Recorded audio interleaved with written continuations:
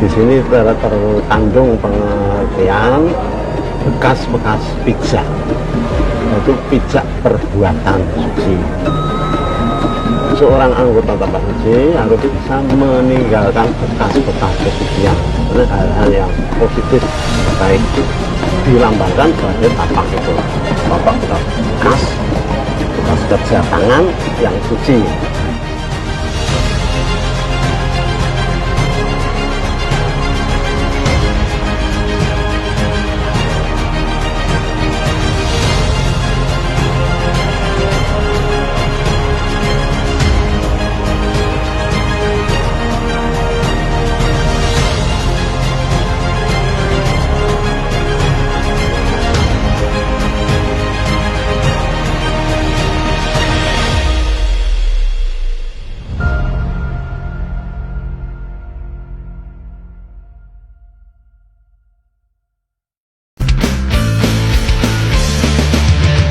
Membentuk akademisi Islam yang beralat mulia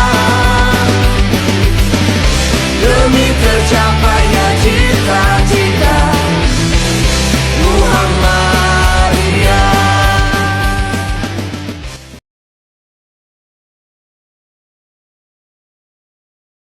Baru saja menyaksikan bagaimana perjalanan panjangnya tentang Tapak Suci Putra Muhammadiyah. Ini saya mau lanjut ngobrol-ngobrol lagi setelah tadi kita ngeliat tayangannya, kayak semakin menarik dan semakin penasaran buat saya, terutama tentang dakwahnya.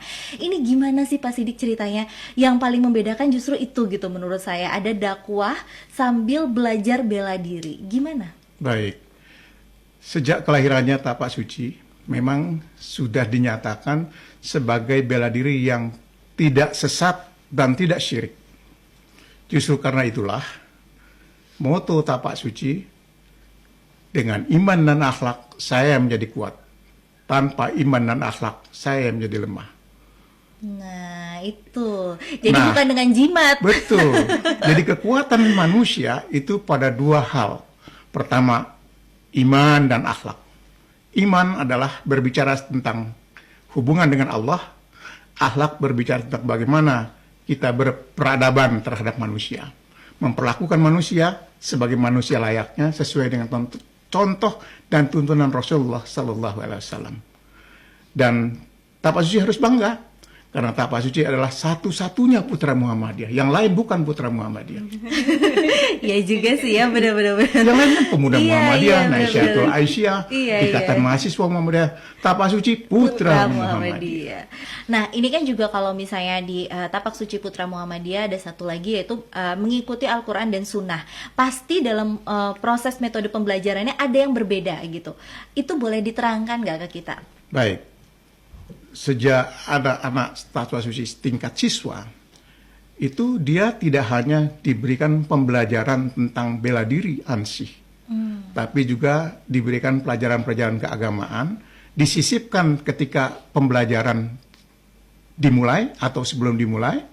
Dan tentu saja salah satu yang tidak kalah pentingnya adalah bahwa dia bukan cuma belajar teori, tapi setiap siswa Tapak Suci berkewajiban melakukan sholat secara bersama.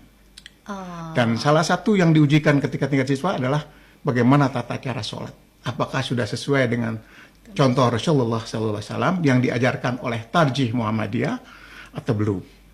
Jadi pembelajarannya tidak putus. Yang jelas bahwa satu-satunya ortom Muhammadiyah yang secara rutin melakukan pertemuan adalah Tapak Suci. Karena seminggu 2 kali minimal dia harus sudah bertemu.